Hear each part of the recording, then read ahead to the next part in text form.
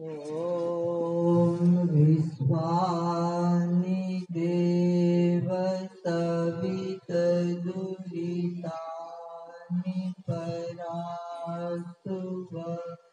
यत् भद्रं तन्न आस्तुव। वैदोना परम उत्कृष्ट त्योहार भगवान धन्वंतरी धन्वंतरी त्रयोदशी प्रसंगे आप सौ हार्दिक स्वागत है।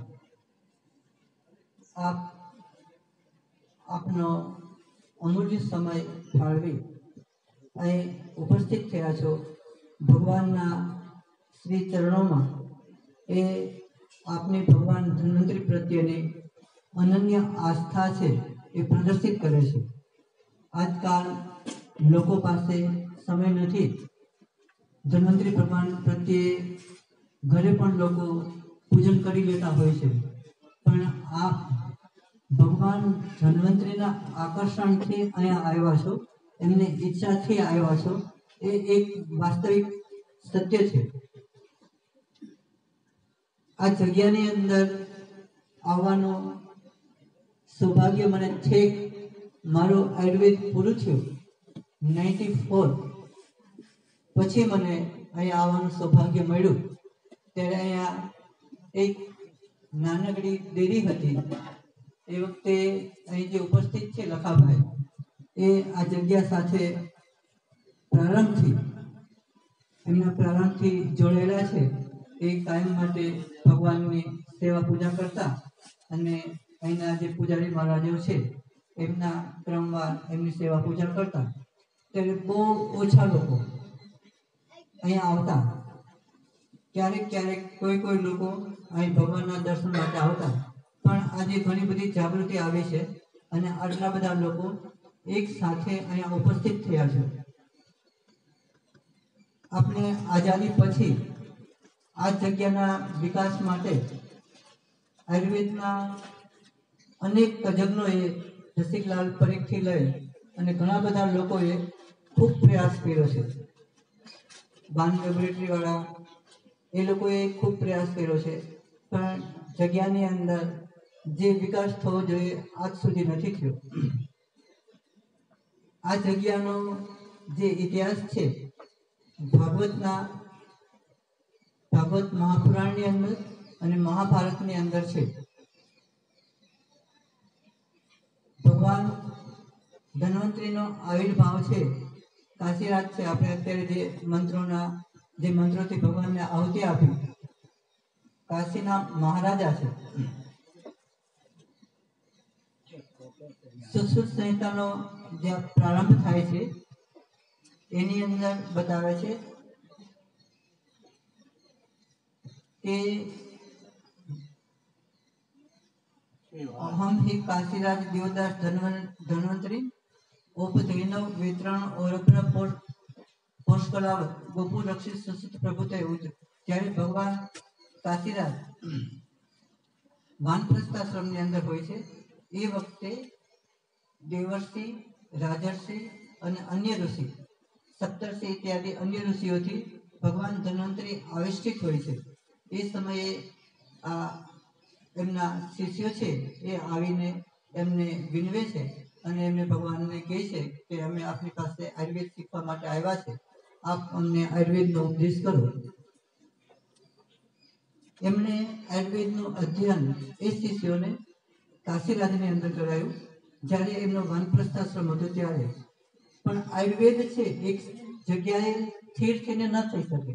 એ વખતે એ વિચરણ કરતા કરતા ભારત વર્ષની અંદર પરિભ્રમણની અંદર નીકળ્યા અને નીકળતા ફરતા અનેક ભારત વર્ષના જે તીર્થાટનો છે એમની યાત્રા કરી અને યાત્રા કરતા અહીં વૃદ્ધવી નદીના કિનારે આવ્યા।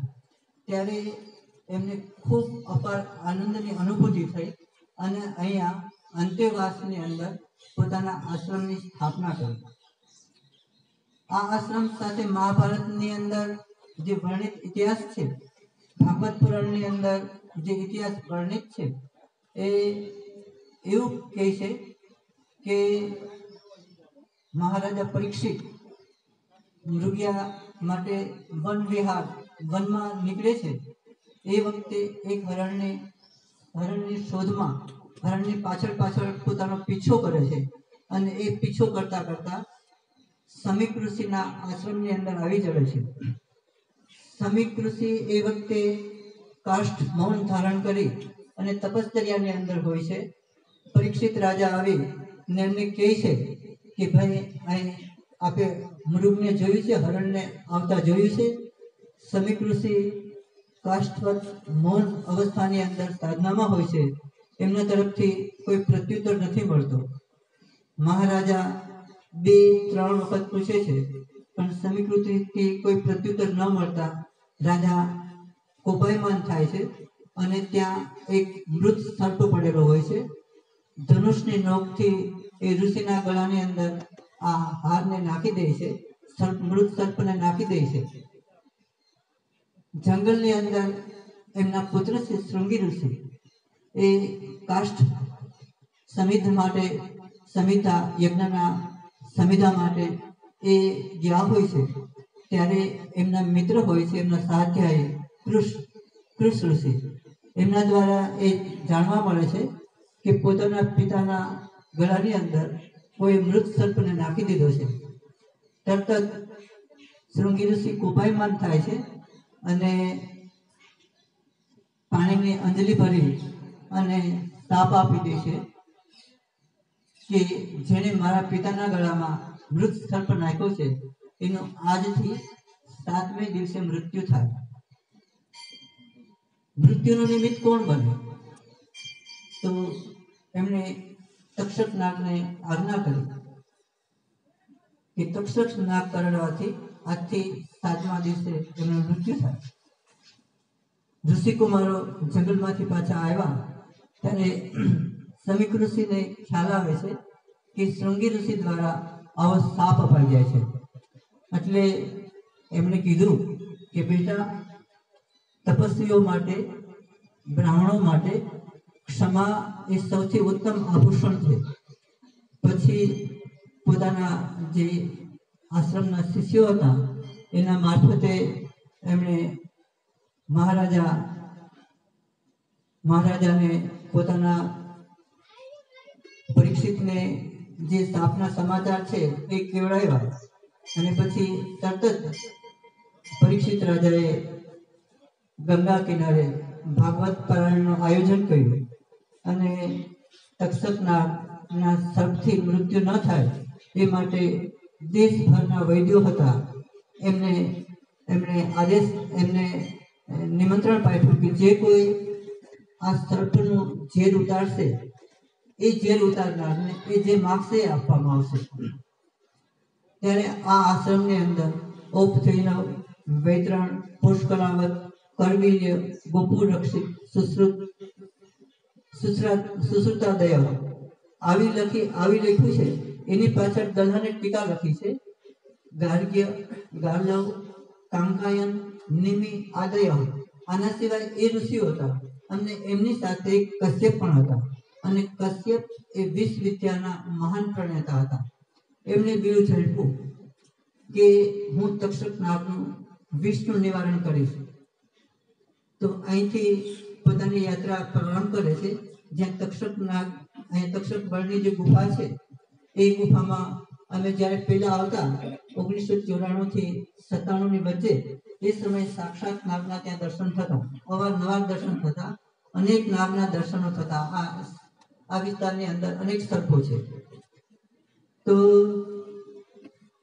તક્ષકે અને કશ્યપે એકબીજાનો રસ્તામાં સાથે કાશી તરફ જતા હોય છે એટલે બંને પૂછે છે પોતાનો એકબીજાનો પરિચય।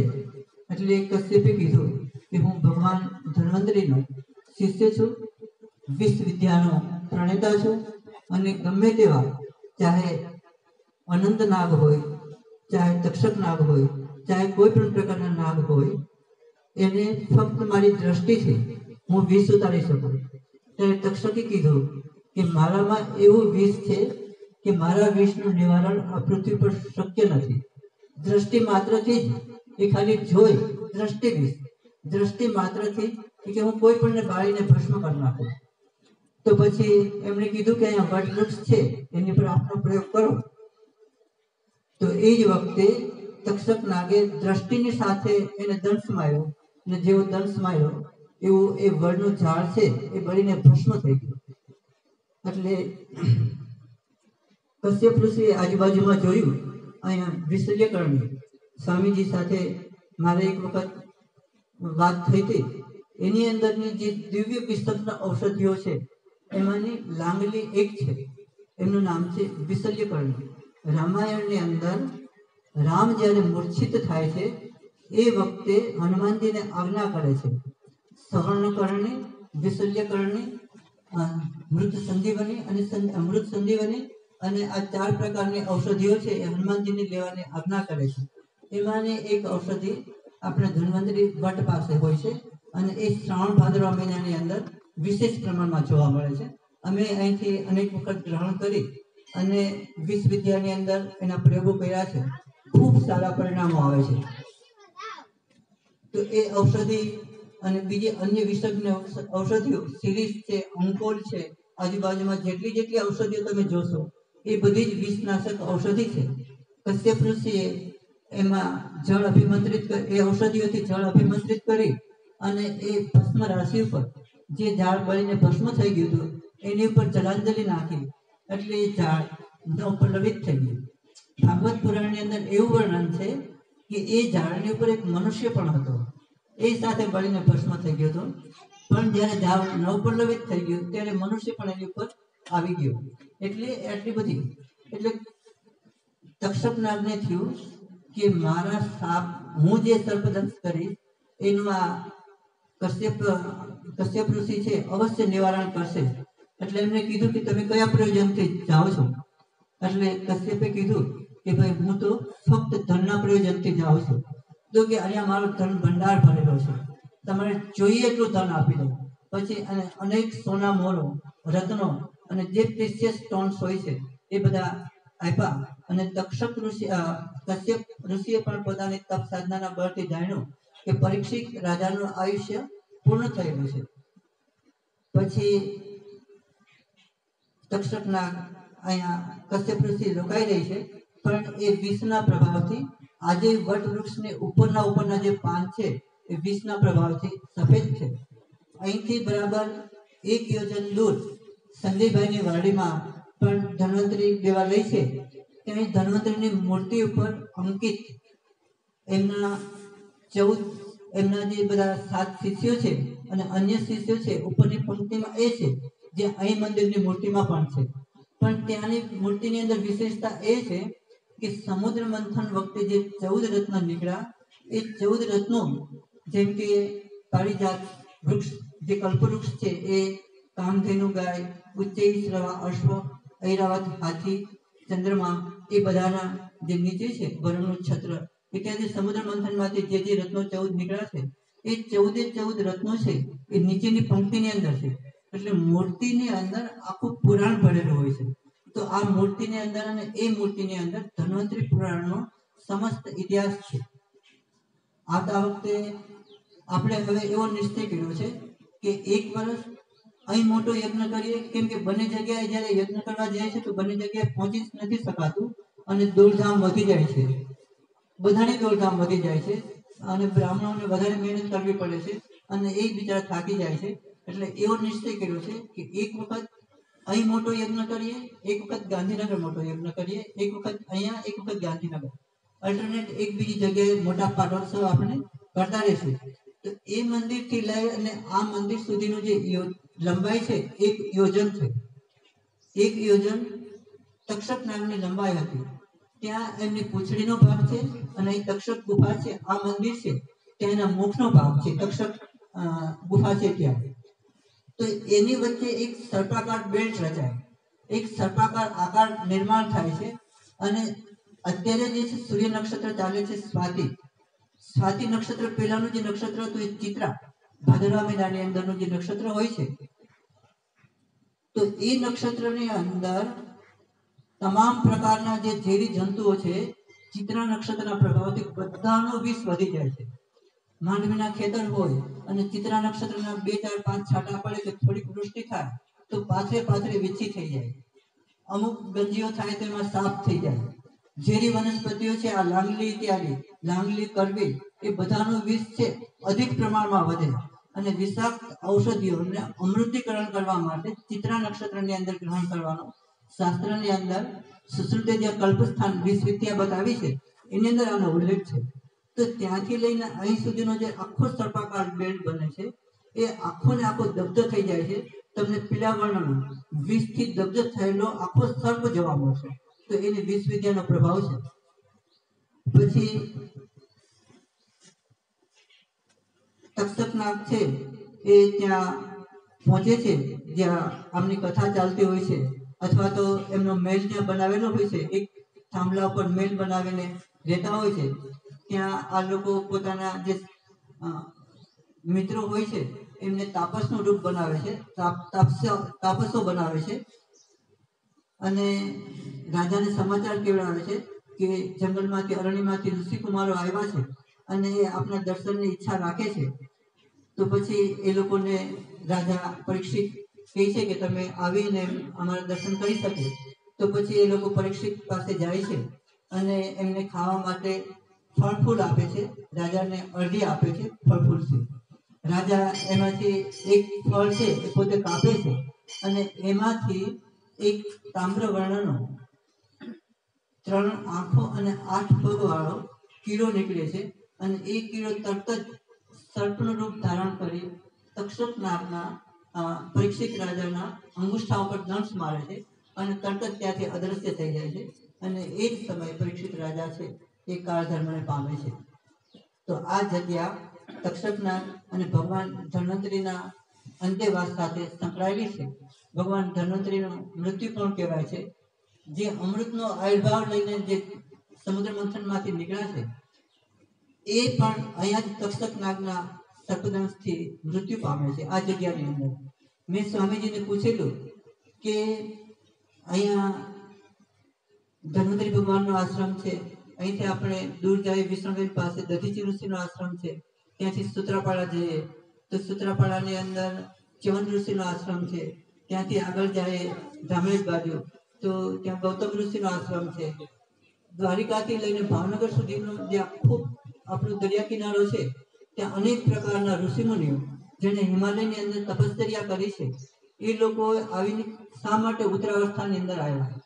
તો સ્વામીજીનો ઉત્તર હતો કે જેવી રીતે કાશીને અવિમુક્ત ક્ષેત્ર કહેવાય છે કે જ્યાં મરનારો ક્યારેય દુર્ગતિને પામતો નથી, ત્યાં મરનારો પ્રત્યેક જીવ સદગતિને પામે છે. એટલા માટે કાશીની અંદર ખૂબ ઘાટ છે અને પ્રત્યેક ઘાટ ઉપર મણિકર્ણિકા ઘાટ હોય કે દશાશ્વમેધ ઘાટ હોય, નિરંતર ત્યાં સૌનું દહન થતું હોય છે. એવી માન્યતા છે કે ત્યાં મરનારનું સ્વર્ગમાં વાસ થાય છે કે ઉત્કૃષ્ટ યોનિ એમને પ્રાપ્ત થાય છે, અથવા તો એમનું આવાગમન નથી થતું. જે ક્ષેત્રની અંદર ભગવાન શિવે તપશ્ચર્યા કરી છે એ અવિમુક્ત ક્ષેત્ર છે.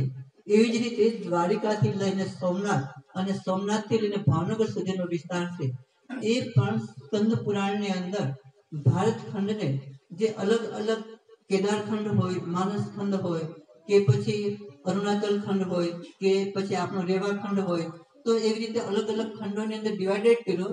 એમાં સૌથી ઉત્તમ ક્ષેત્ર જે છે એ કાશીની માફક આપણો સૌરાષ્ટ્ર પ્રાંત છે એ મનાય છે.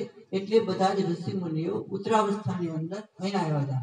ભગવાન ચંદ્રમાએ અહીંયા જે સોમનાથનું મંદિર છે ત્યાં અશ્વિનોનું વ્રત કરેલું, ક્રાંતિ વ્રત, અને એનાથી એને પુનઃ ક્રાંતિ પ્રાપ્ત થઈ હતી. આ ચિત્ર બાબતે કહું તો આજથી લગભગ એકાદ મહિના પહેલા, કદાચ એકાદ મહિનાનો સમય નહીં થયો, 15-20 દિવસ પહેલા ભારતના એક વિખ્યાત ચિત્રકાર છે, મહારાષ્ટ્રના નાસિકના છે, પ્રસાદજી નામ છે. અમેરિકાના પ્રેસિડેન્ટ એમને બોલાવે છે. એવી હસ્તી અનાયાસ એક મારા મિત્રના માધ્યમથી ઉના આવી અને એમની સાથે ધન્વંતરી ભગવાન વિશે સત્સંગ થયો. તો ધન્વંતરીનું આપણે અત્યારે જે આહુતિ આપી કે સુકપાલ, સુનાથા, પૃથુશ્રવણ, સુસ્મિત મુખાંબુજા, હે? રક્તપલા, કમળ જેવી આંખો, શંખ જેવી ગ્રીવા, અજાન બાહુ, હાથની અંદર કેયુર પરિશોભિતા, અંગુલિક શોભિતા, આ બધા જે એના જે તનુ મધ્ય, સૂક્ષ્મ મધ્ય, આ યોગના રહસ્ય છે. તનુ મધ્ય, સૂક્ષ્મ મધ્ય એટલે ભગવાન ધન્વંતરી કમળથી પાતળા હતા, તો પાતળા તો હતા જ, પણ જે પાતળા હોય ને મણિપુર ચક્ર ઉપર સિદ્ધિ થાય. મણિપુર ચક્ર ઉપર સિદ્ધિ થાય એટલે એને અષ્ટ સિદ્ધિ આવે. તો ભગવાન ધન્વંતરી હતા, એને ઐશ્વર્યાથી સિદ્ધિ હતી. એના જાંગ કેવી હતી, એના આલક રક્તપાત, એના આ ભાગવત પુરાણની અંદર છે. સમુદ્રી શાસ્ત્રના બધા લક્ષણો છે. એના કપાળ ઉપર, એના પગની અંદર, એના હાથના તળવાની અંદર બધા શોભાયમાન હતા. આ બધું જ્યારે એને વર્ણન સાંભળ્યું પછી એ વર્ણન એના બુક્સમાં અને એના લેપટોપની અંદર ટપાવતા ગયા, અને એના અનુસાર આ ક્ષીરસાગર વાળું ચિત્ર તમને અત્યાર સુધીમાં બધાને સમુદ્ર મંથનના ચિત્રો મળશે, પણ ક્ષીરસાગર વાળું આ કદાચ પેલું ચિત્ર હશે જેની પરિકલ્પનાની અંદર આભાસિત થયું. રાજર્ષિ મુનિએ સાથે મારી એક વખત સત્સંગ થયો ત્યારે વાત થઈ હતી.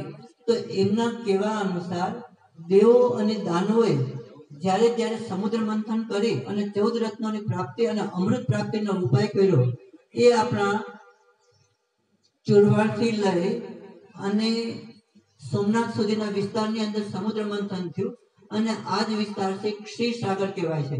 અને અહીંયા સમુદ્રની અંદર પણ ક્ષીરનો અર્થ એક અમૃત પણ થાય છે. અમૃત સમુદ્રની અંદર જે ત્રિવેણી સંગમ છે, ત્રિવેણી સંગમના માધ્યમથી એક પ્રકારનું અમૃત વહે.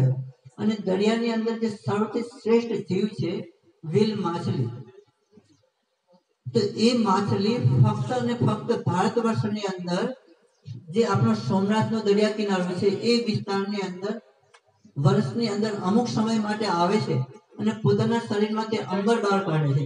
એટલે માધવપુરથી લઈ અને સોમનાથ સુધીના વિસ્તારની અંદર લોકો વારંવાર આ જે વ્હેલ માછલી છે એનું અંબર શોધતા હોય છે. અંબર પણ એક દિવ્ય ઔષધિ છે. તો આપણો આટલો આ વિસ્તાર જે પ્રશસ્ત છે, અને એની અંદર આજે આપણો ધન્વંતરી ભગવાને જે પોતાનું સ્થાન પસંદ કર્યું છે એ પણ સર્વશ્રેષ્ઠ છે. એવા શ્રેષ્ઠ ધન્વંતરી આશ્રમની અંદર આપણે મળ્યા છે. પુરોહિત સાહેબના મનની અંદર ઘણા સમયથી સંકલ્પ હતો, જ્યારથી આ જગ્યાની અંદર આવે ત્યારે સંશોધન વૃત્તિ એના મગજની અંદર ઉત્પન્ન થાય. મંદિર નિર્માણ થયું ત્યારથી કે આ જગ્યામાં કંઈક આપણે બનાવીએ, કંઈક પુસ્તિકા કરીએ. તો એમને પોતાની જે 2-3 પુસ્તિકાઓ છે ધન્વંતરીની, એ મારો લેખ, આ જગ્યાનું મહાત્મ્ય, આ જગ્યાના અણુ, એમને જે આંદોલનો પ્રાપ્ત થયા છે એ અનુસાર એમણે આ 8 પેજની પુસ્તિકા બનાવી છે. એ પુસ્તકની અંદર આ આશ્રમનું એમને ખૂબ જ સરસ વર્ણન આપ્યું છે. આ પુસ્તિકા આ જગ્યાની અંદર આવવા માટે ઘણાને પ્રેરિત કરશે. અસ્તુ. તો આજનો આપણો અહીંયા પૂર્ણ કરીએ છીએ. હવે પ્રસાદ તરફ આગળ વધશું.